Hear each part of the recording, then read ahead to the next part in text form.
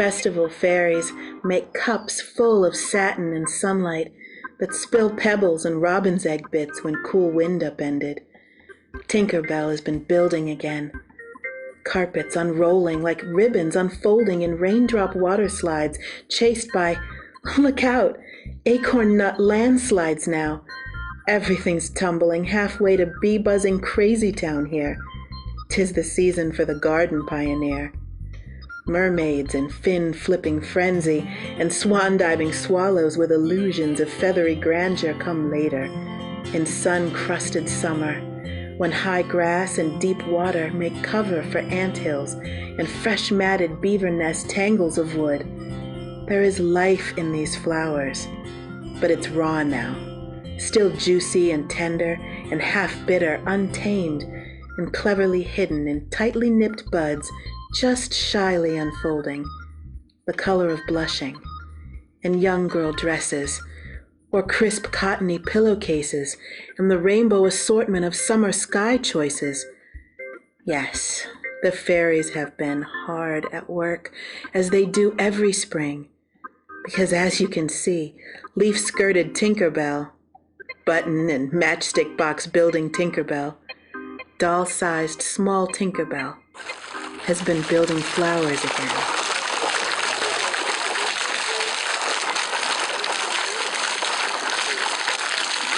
Oh, so beautiful.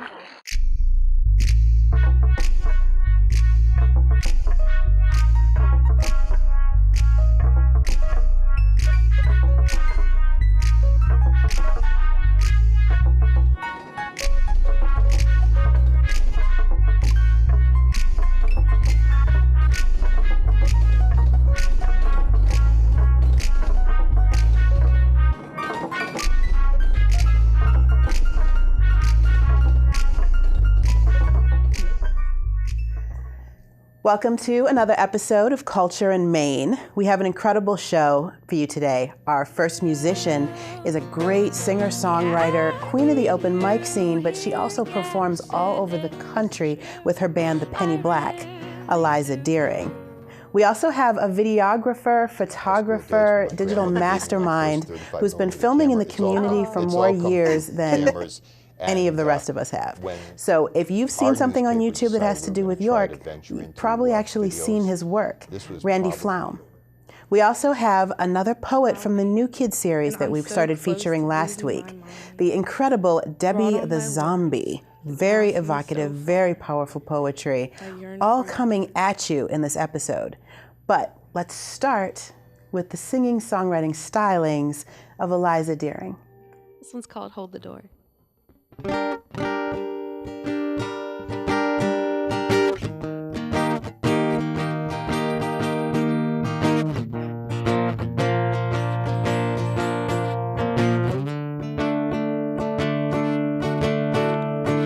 I need to go, but when I go, what am I going for? All the stars and the cars and the fancy tours.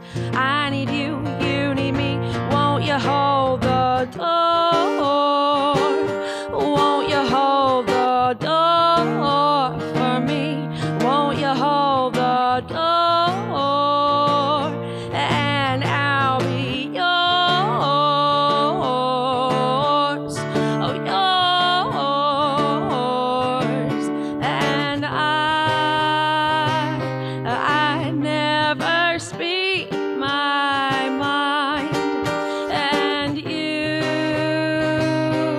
you are only past the time.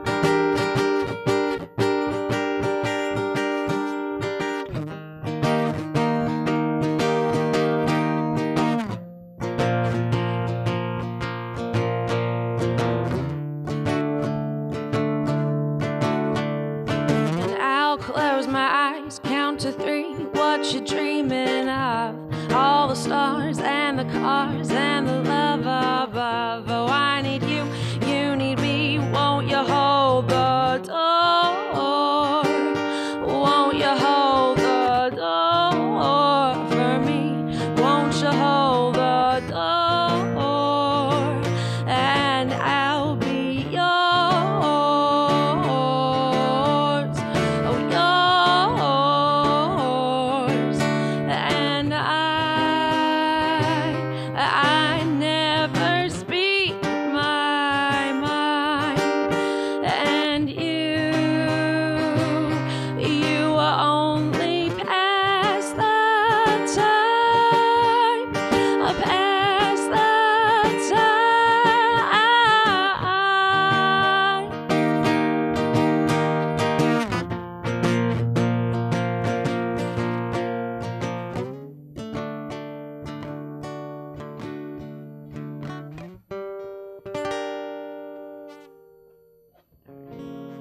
This one's called Cry Baby.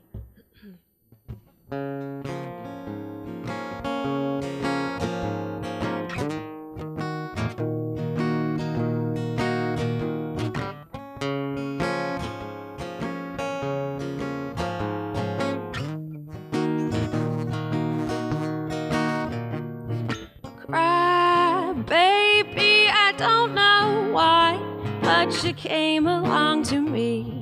We're sitting in a love tree. Oh, take my hand and dance with me. Oh, please don't turn me down. Just spin me round and round. Ooh, ooh.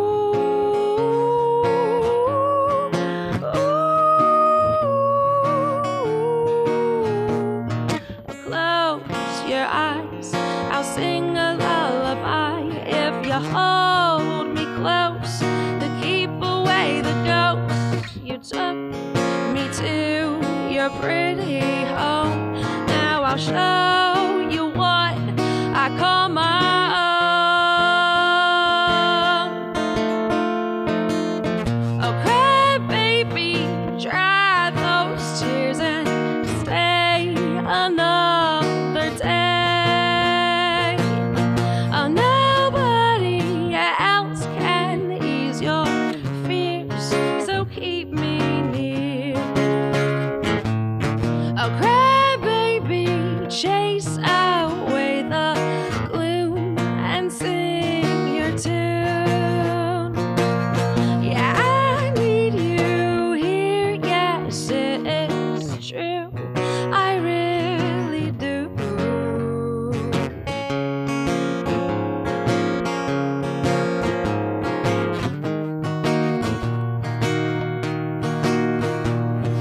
Cry, baby, I don't know why, but you came along to me.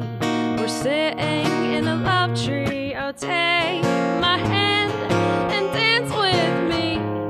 No, please don't turn me down. Just spin me round and round. Ooh, ooh.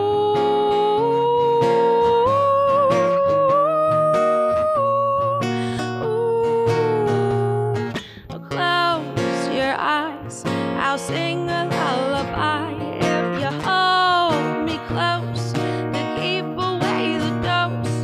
You took me to your pretty home. Now I'll show you what I call my own. Oh, cry, baby, dry those tears and stay another day.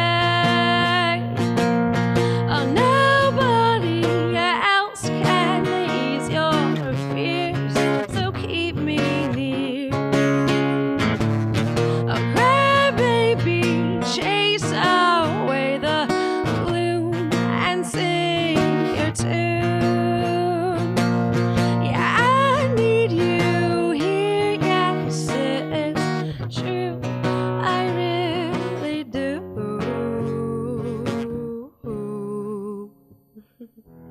This one's called Down the Hill.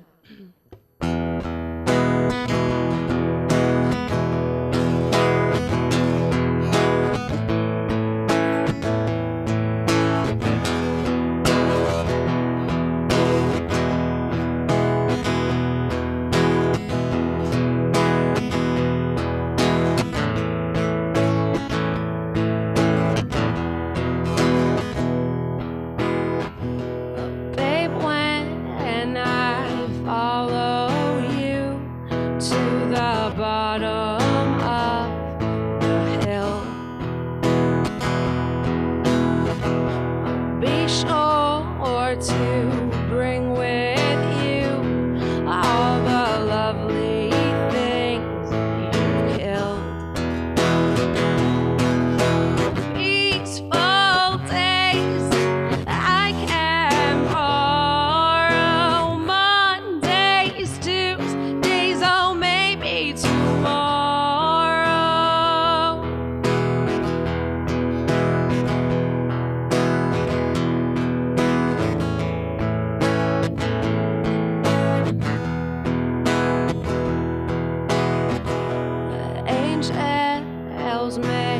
look outside their windows of goodwill.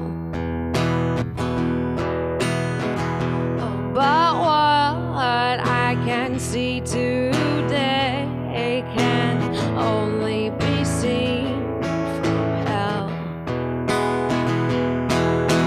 Peaceful days I can borrow, Mondays, Tuesdays, oh maybe tomorrow.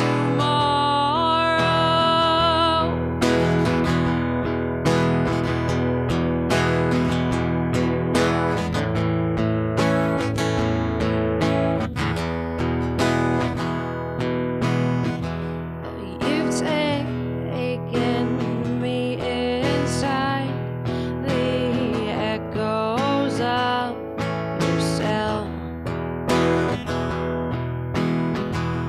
where I can hear the songs from the chiming of the bell. Peaceful days I can borrow, Mondays, Tuesdays, oh maybe tomorrow. Peaceful days I can borrow, Mondays, Tuesdays, oh maybe tomorrow.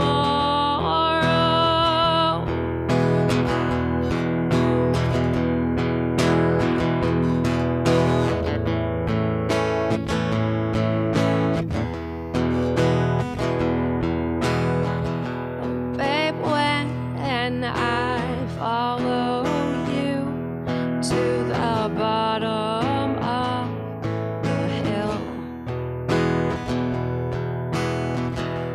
be sure to bring with you all the lovely things you've killed.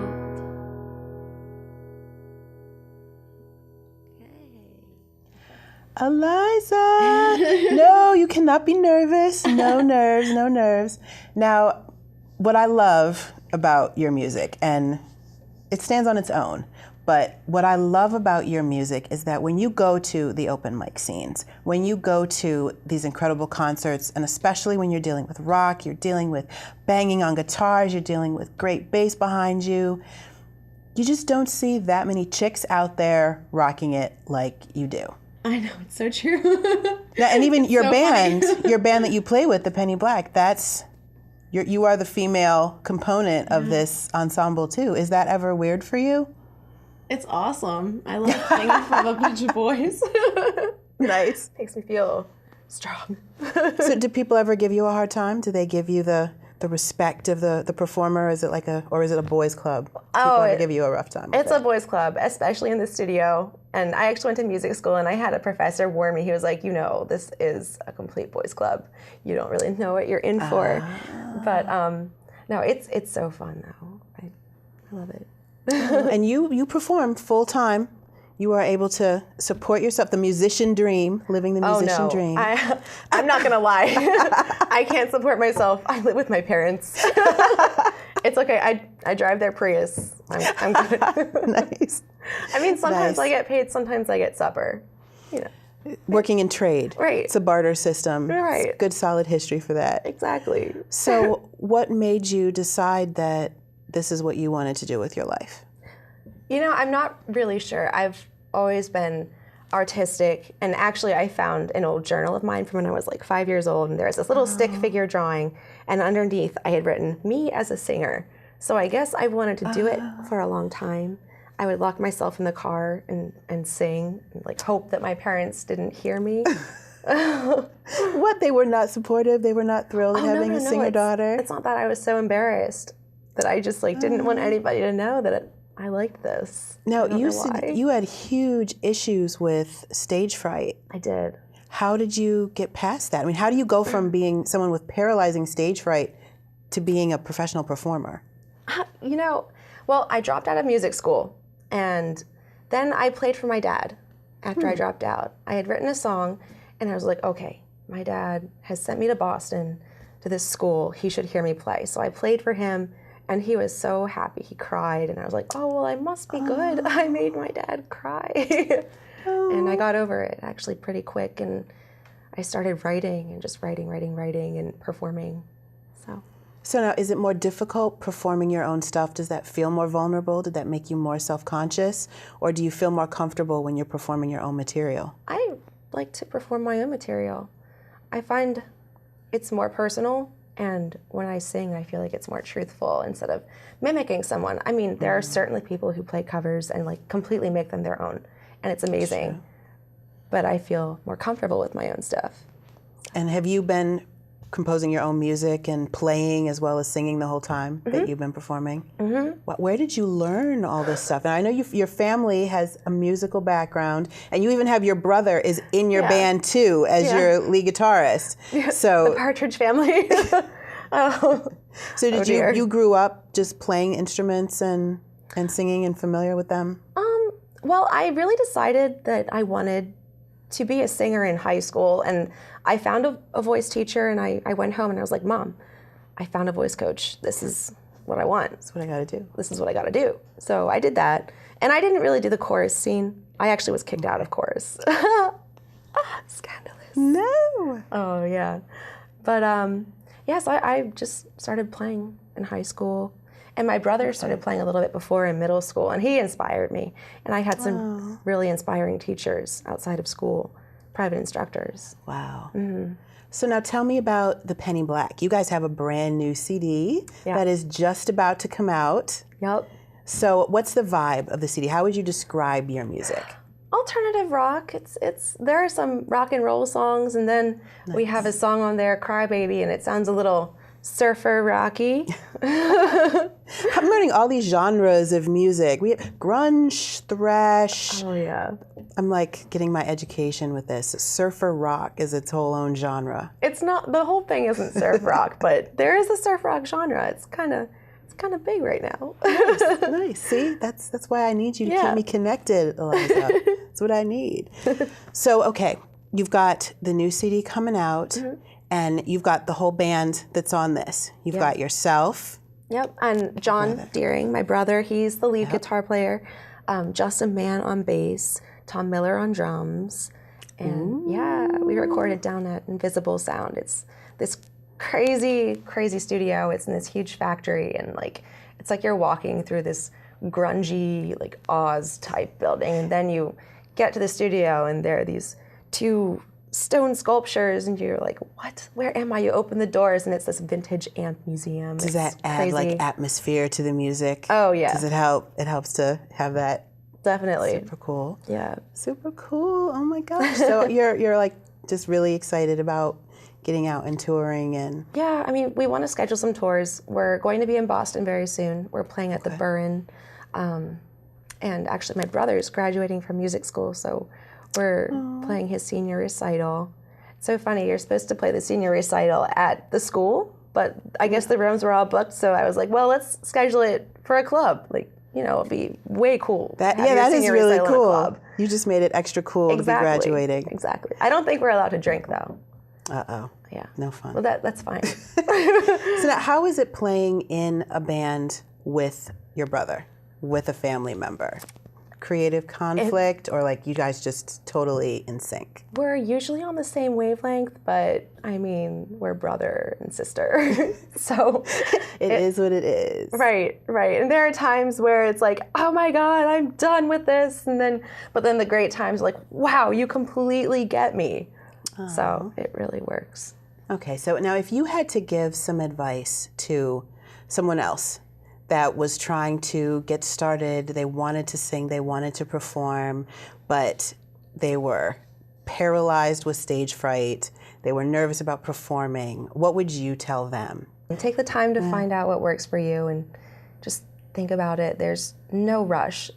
That's something that I've learned, is that you can't rush the process. I started out, and the first open mic night, the first show that I played, I was like, oh man, I'm gonna be great. No, you're not, and you're going to not do well in some shows, but you're going to always get better. So there's just keep going. Yeah, just keep going. you know, and you have to be strong about it. You really do. Just believe in your own work. Yeah, I mean, you hear celebrities say like, oh, you have to believe in yourself. And like, I remember hearing people say that and being like, oh, well, that's so ridiculous. Everybody says this, but it's the truth. If you don't believe in yourself, you're not going to get anywhere. You just have to keep believing. Oh, yeah. That's awesome. Yeah. That's awesome. Well, thank you for coming and talking to us. And I cannot wait to get a copy of the brand new CD. Yeah, I want to have a release party, so make sure to check them out. Facebook.com/the Penny Black Music to get some sound samples, and there's some songs up there already. I know. Yep. Awesome. All right. Well, we're waiting for the record release. Oh, well, thank you so much for having me. This has been nerve-wracking. I'm just kidding. Our next guest is photographer and videographer Randy Flaum. Now, he's got an incredible new project, the York Storyman blog, telling people's stories through video and images. In fact, we have a promo video for that right now, so check it out, and then we'll be back talking to Randy himself. York County Gospel Choir is a gospel choir. You know, when you talk about gospel, what does it mean? It means good news. So this is what the York County Gospel Choir is all about, bringing good news through music. When you receive a $1,000 check, you're not going to sit there and say, oh, I received a $1,000 check. You're going to be happy about it. You're going to say, oh, I received a $1,000 check. I'm going out and buy something with it. The sweetest name I know, Jesus, I'll tell it wherever I go. My name is David McCoy, and I am the accompanist and the director for the York County Gospel Choir, which is a community choir from York, Pennsylvania. And one more shot. Eyes right here. One more. Okay, good. I worked for a photographer at the time for 50 cents an hour. And I wanted to get involved with photography. And I knew my parents would have a hard time sending me to school. So I knew I had to save more money. And I asked my boss for a raise, the photographer for a raise. And rather than give me the raise, he fired me for asking for a raise. Light is brilliant.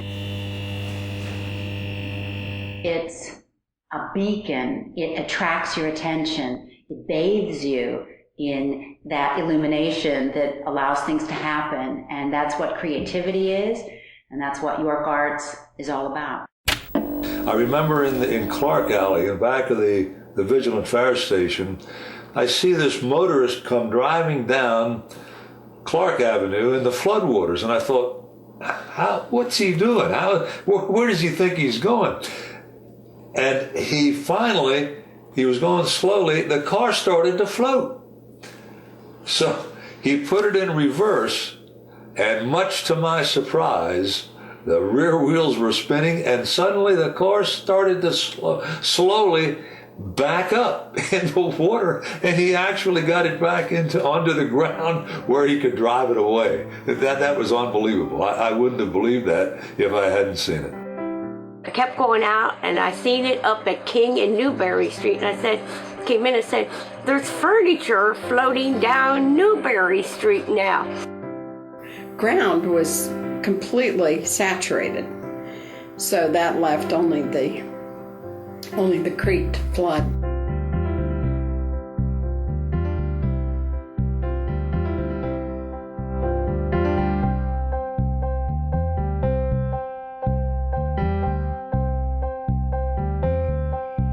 Who's coming in now? It's almost time for us to go home.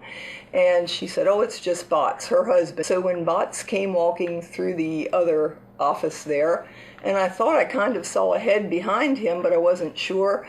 And so Bots comes and hands me this little bag of cherry tomatoes, and he said, this is for you, Hannah. And then Todd pops out from behind Bots, and he said, and this is for you, Hannah. And he hands me this silver box. And right away my heart started pumping, and I said, Todd, you didn't find my ring.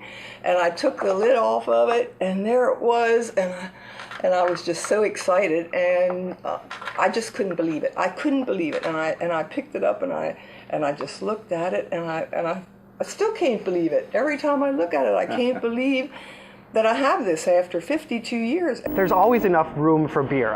No one complains when a new burger shop opens, like, oh man, we have too many burgers in town. And it's the same with beer. If you're making good beer, people will drink it. I'm Evan Ben, and I am the beer columnist and food critic for the St. Louis Post-Dispatch.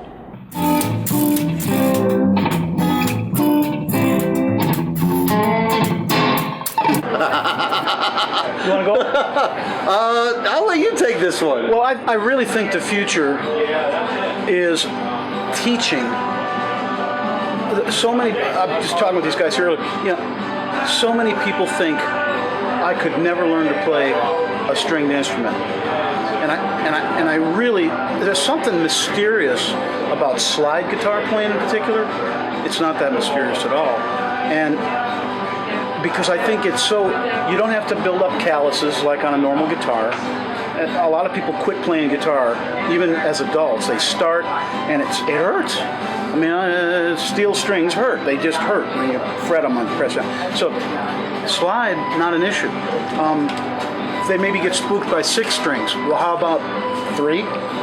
2, 1, a diddly bow, yeah? One's a great one to start. I mean, so many children started out on 1 string back in the Depression era, and even back to today. We're teaching people again how to get back to the 1 string. We went through, in the 80s, we went through Casio keyboards, you went through all these electronic instruments and all these toys that kids they were marketing to kids that you pressed a button and it did everything. Well, now we're kind of hitting the brakes, throwing it into reverse, and we're putting a single string on a box and giving it to a kid and saying, connect with the music.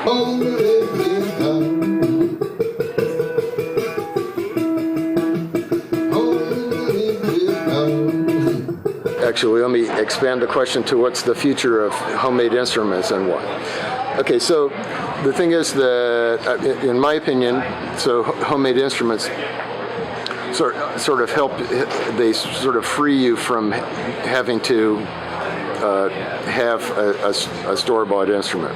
So when I was younger, back in 2004, before I built my first cigar box guitar, I sort of had guitar envy or guitar lust. Okay, and so you go into a music store and you think, there are all these great guitars. I really wanted to have a Parker Fly, which is like a really cool electric guitar, and I'm thinking to myself, okay, this is thousands of dollars, and I'm trying to. Is this going to really make me into a better player? And the answer is no. I'm already as good a player as I'm ever going to be. But when you're building your own instrument, where the cost of the instrument is less than $20, then it's now okay. It's in your fingers. It's not the guitar itself. I asked Letty to kick the 52-yard field goal, and I thought, we're going to let him see if he can hang one out there. And we work on it every week at practice.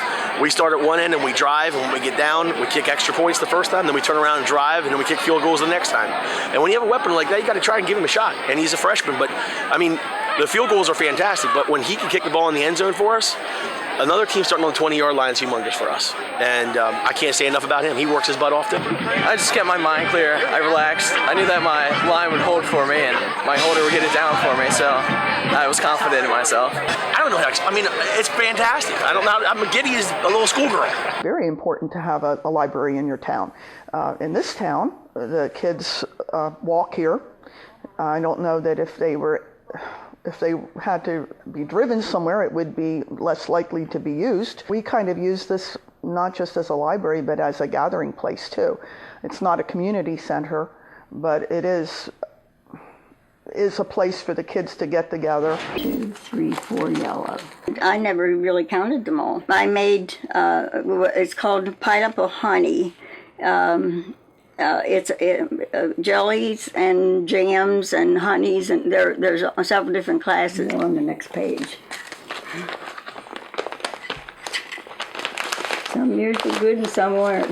My mother also entered the same thing, and my grandmother and I won first prize. It's our time to sing together. It's our time to sing together. Sing hello, hello, and stop. There's been a proven link between music and mathematic ability. Across the boards, developmentally, it just impacts so many areas. Mastering things as simple as a steady beat is important for children learning to initially walk, learning to read, learning to write, learning to bounce a basketball, cutting with scissors. So that even that early exposure to a steady beat of a rhythm stick or shaking the eggs is integral in a lot of different facets of learning. There's so much stimulation in kinder music, so we take a time where we're completely still, where we actually, the adults, the parents, and the kids, we lie down on the floor and we just listen to music and we're quiet and we're still.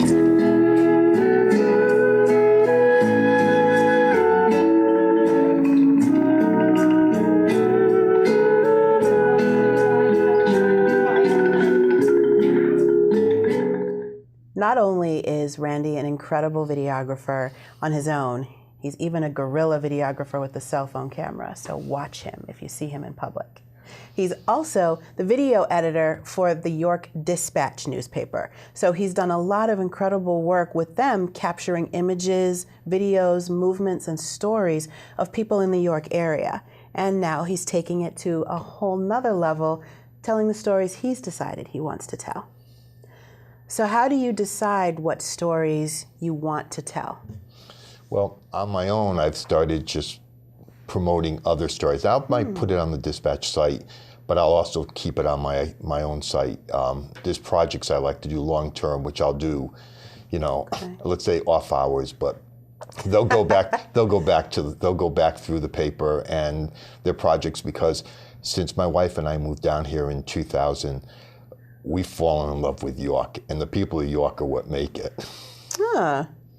Interesting. You get mixed reviews. Some people have been in York their whole life, and all they think about is, oh my gosh, I can't wait to get out of here. And then you have people that have found it, like myself, and just fall in love with it. I love that I can't go to Walmart and not run into somebody I know and end up having a conversation at the checkout.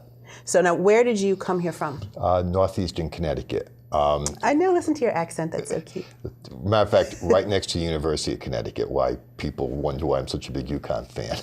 but the big thing is, we'd go to Boston, we'd go to Providence, I would train into New York, but down here, I can go to New York still. I can go to DC, I can go to Baltimore, Philadelphia, Pittsburgh. But the people in New York, I enjoy just doing things in the community during the weekend. It's just, matter of fact, it's funny, I find most of my self-projects Saturday or Sunday projects, because I don't have to report in the office. We don't have to put a paper out those days.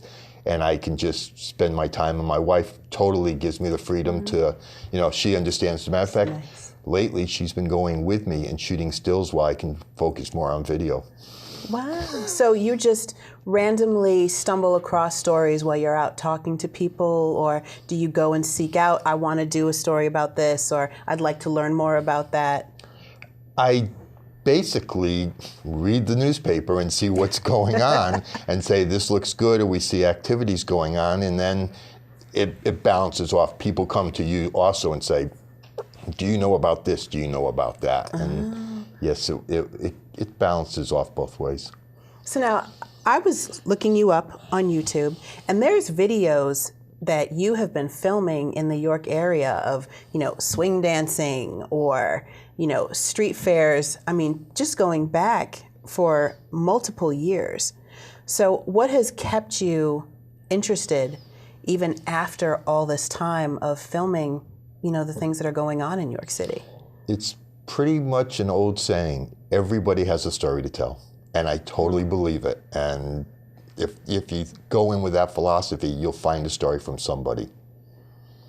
Okay. So now, technically, on a technical aspect, you have all different types of awesome little equipment that you make work. Did that start off with your work with the Dispatch, and then you branched out into creating the videos and telling these stories this way with all the editing that you use to put it together? Or did you start off photography? I mean, what was your first love, and how did it turn into all the other projects you're working on? Well, if you go all the way back to my high school days when my grandmother gave me my first 35mm camera, it's all come through cameras. And when our newspaper decided we were going to try to venture into videos, this was probably around the mid to early 2000s. We started off with the camcorders that you see people walk around with, and we learned how to edit on ourselves, you know, and the staff the staff that's in our, you know, at our paper, we just kind of throw out, try this, try that, and before you know it, you know, we've learning how to work with equipment. We got a couple of digital single lens cameras, and found out how good they are. Awesome. And I have really fallen in love with the iPhone. And matter of fact, last summer and a little bit this summer, I was even teaching an iPhone photography class with the Martin Library, the York County Library. So. Well, you know, we actually had an artist on who creates whole works of digital art using nothing but an iPhone and digital manipulation on the iPhone. So you can get videos and stories and edit and create pieces working with the iPhone. You sure can. You just have to work within the limits of what your equipment can do, and it's not wrong to get close to people if you can't step back. And as a matter of fact, I'm currently teaching a photo class at Logos Academy for the 7th, 8th graders, and they are all iPhones, and that's more stills, and we have gone through the city. We're still going through the city and taking photos.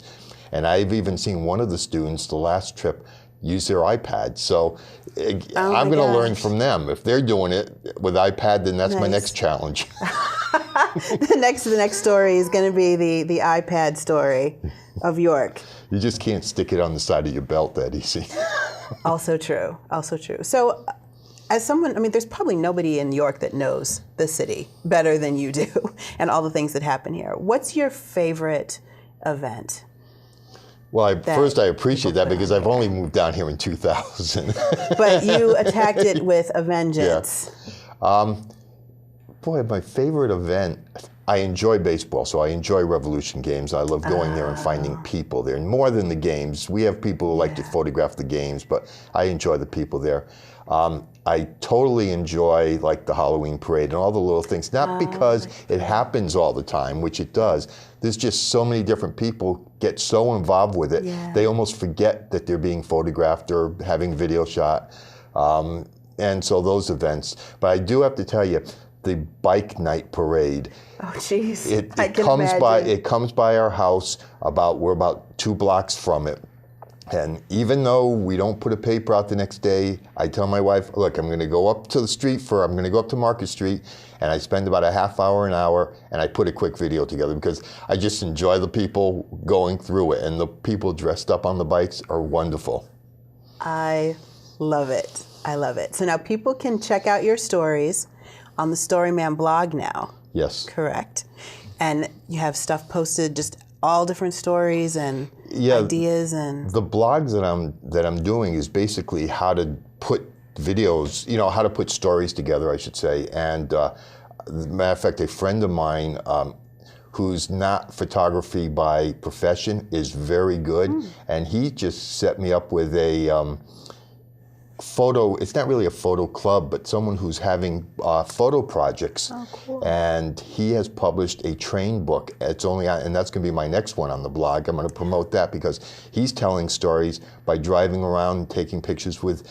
He's got a regular phone. I mean, a regular camera. He's taking pictures and published it in a in a book, and as a PDF file, and that'll be the next one. So I will start really promoting some more of my videos on it, but I really want to have everyone who looks at it more or less learn, different ways to approach a story. So the idea that a picture is worth 1,000 words, you can tell a whole story in 1,000 words. So you should be able, using those pictures, using videos or stills, be able to tell the story, get the feeling of the subject across. And that's what you're looking for in that particular style of photography and video on your blog. Absolutely. That's awesome. You are the story man. Thank you. Thank you for coming on and for the beautiful photography. Does everybody know where the bridge is? I know where the bridge is. May I promote that bridge? You may promote that bridge. Okay, that photo was taken on a Saturday morning as sun rose about 5:30, 6 o'clock. It was 17 degrees or colder. And I am just about finished putting together a video story on the Lincoln Highway 100th anniversary, and it starts in New York. It starts in New York City and ends up in San Francisco, and goes between York. And the video will focus on the York area. Nice. So right across the bridge. Super cool. Oh, well, thank you for coming on, Randy. Thank you. Thank you for having me. Everybody needs to find you and find your videos on YouTube and on the blog, because the stories are awesome. Thank you very much. We fall in love time and again. You have that razor blade kiss. The sweet addiction, self-infliction. When I cry, you find my wrist. They call it a relapse, a poor mishap, but they'll never know the pain I feel. I seek attention by loving you, but you're the only love I know to be real. A broken heart, again, I'm at the bottom, but you make me better whenever we try. I become defeated, but with you I'm strong. You give me all the time I need to cry. It's pathetic how much I truly love you. You're the pain I feel, the one I need, the only thing that proves me helpless. You break me more and make me bleed. Sweet razor blade, dance across my wrists. Tonight, we shall be faithful lovers. The blood you take, it seeps from me, but you make me happy like no other. Turn me out, watch me suffocate, until every inch of me turns blue. Tonight I die with a life titled Suicide because of my razor blade rendezvous. This is called Love Masquerade. Bittersweet, our love masquerade. This attraction is undefined. You hide while I wait, and I'm so close to losing my mind.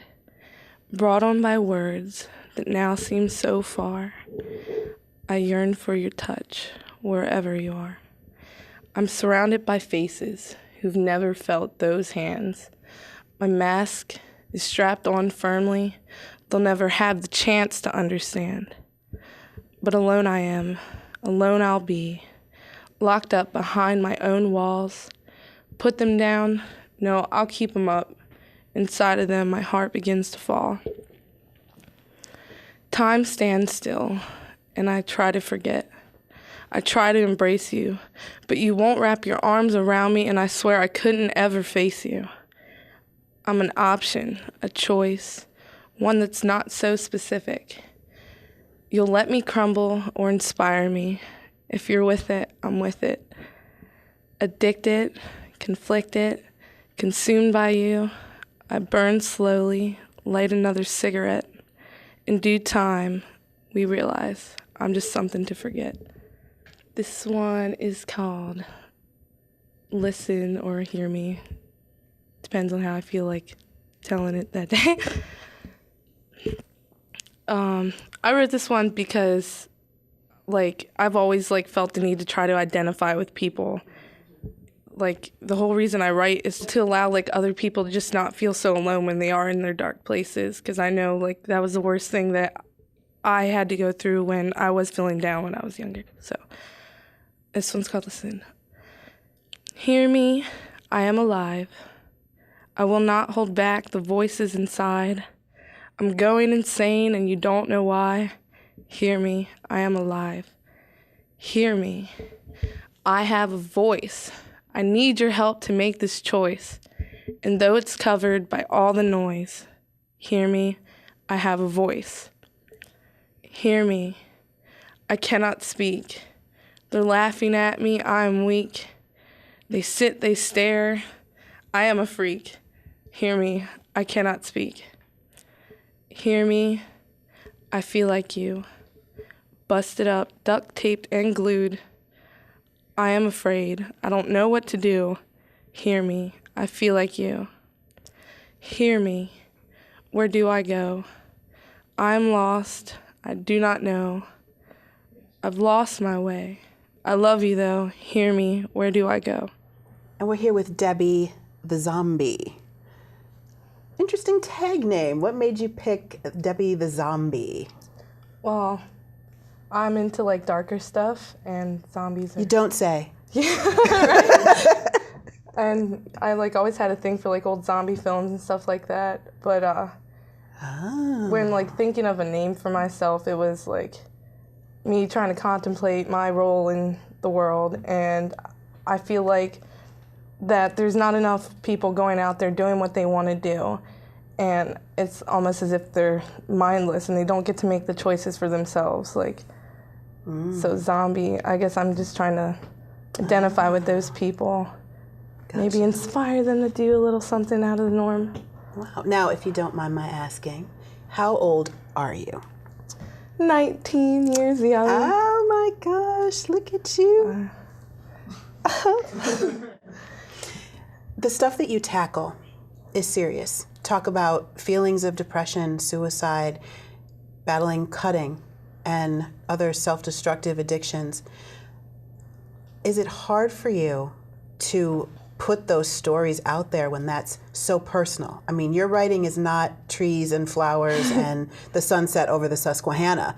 It's some of the most very personal, gripping things that a lot of people still can't even talk about in conversation. And you're putting it in poetry out there. How do you do that? Well, like I had my depression issues when I was like a lot younger because like family stuff and everything like that. So my way to deal with that was to write about it. And I took to poetry because of my middle school writing class. And got inspired, cool. I mean, it was just kind of like my own personal therapy because we couldn't really like do that kind of stuff because it's so expensive and everything. But I didn't really like share any of that with anybody until, well, besides my friends who would like help me with my issues, until I started going to the Parliament last year.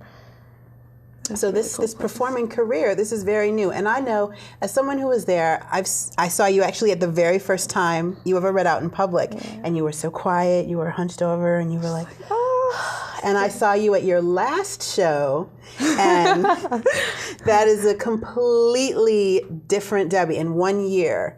So what made the transition for you? How did you go from, I'm writing this poetry, it's a personal therapy, it's a personal expression to try to help people, but then making the leap to being someone who can perform this stuff in public, who can put on whole shows, who can do mini features, and who can just really explode out there in such a short time? You know, what had that happen for you?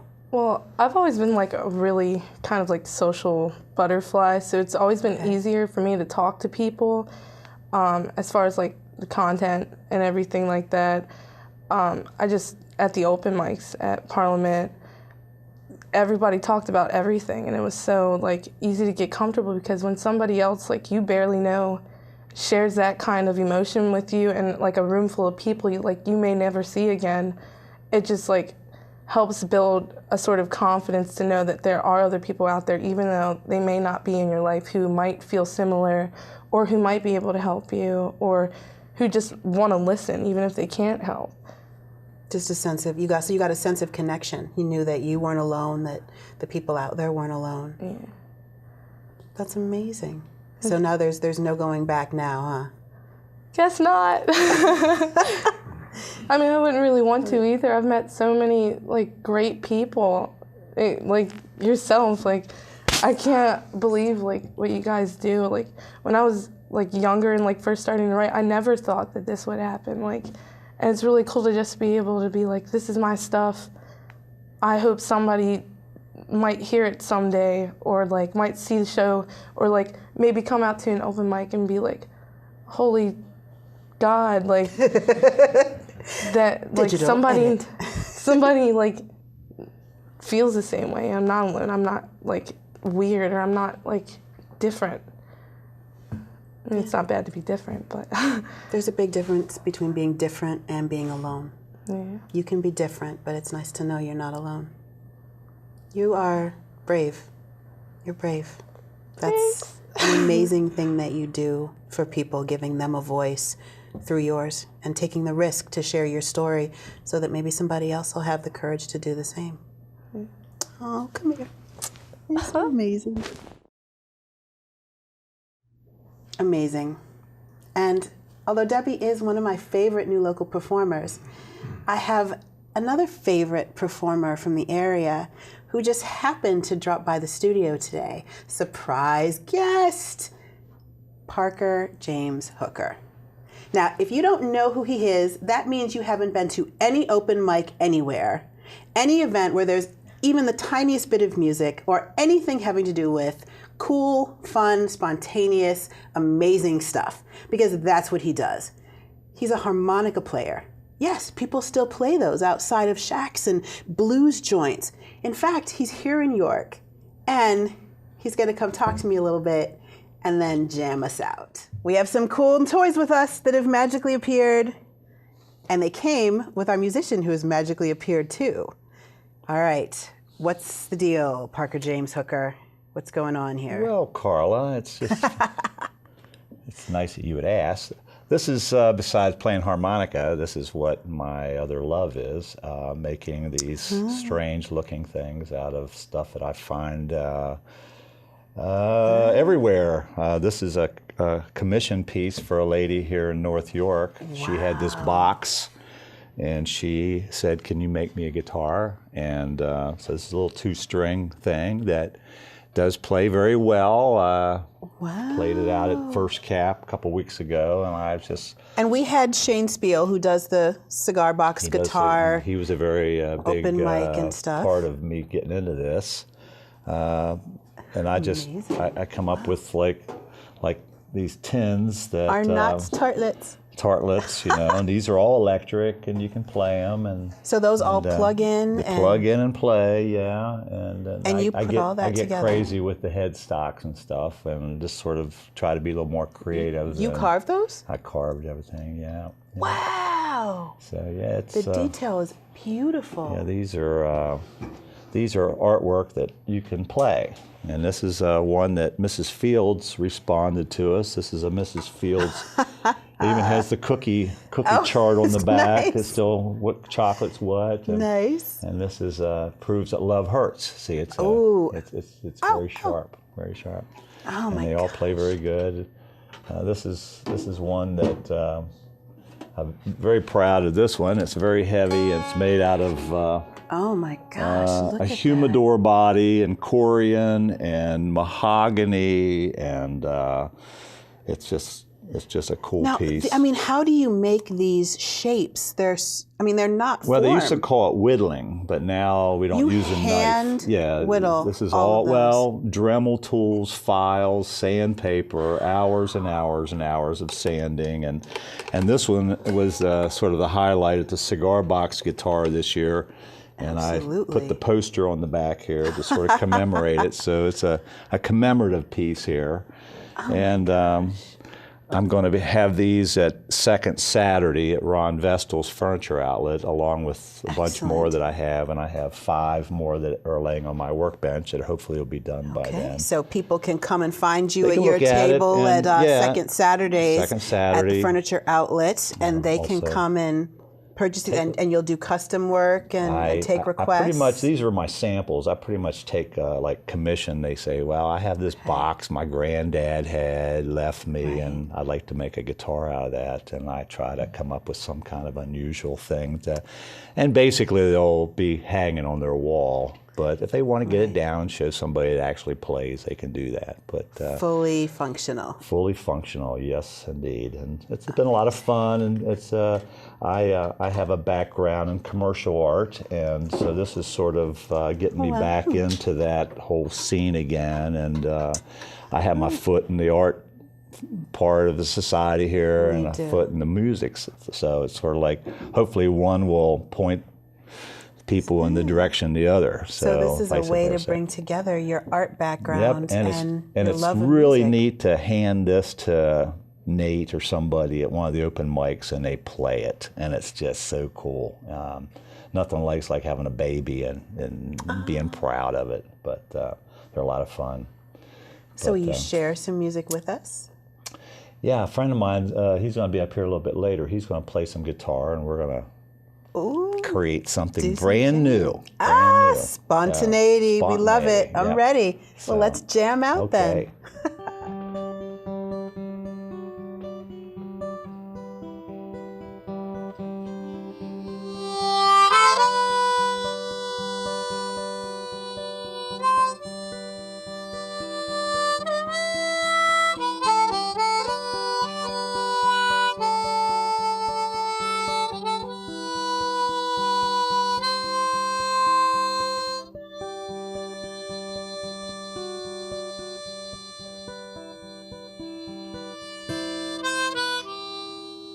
Let's make this a night to remember. If we fall asleep now, we'll wake up in September. Like a spirit's fading dream, we pass through the seasons. I wanted to dive, but we just got our feet in. And if the clock ticks any faster, I might die here. Sacred moments are all I ever had. Like an hourglass, the sand falls right through my hand. The wind carries it, then it carries us away. I'm always living on 3 hours of sleep.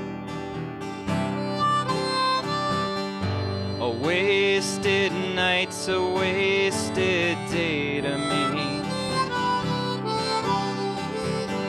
Let's ride to the bay with an eternal disguise. We're really just hours from sunrise. And if the clock ticks any faster, I might die here. Sacred moments are all I ever had. Like an hourglass, the sand falls right through my hand. The wind carries it, then it carries us away. Here's the bridge. A grandfather clock rings its bells,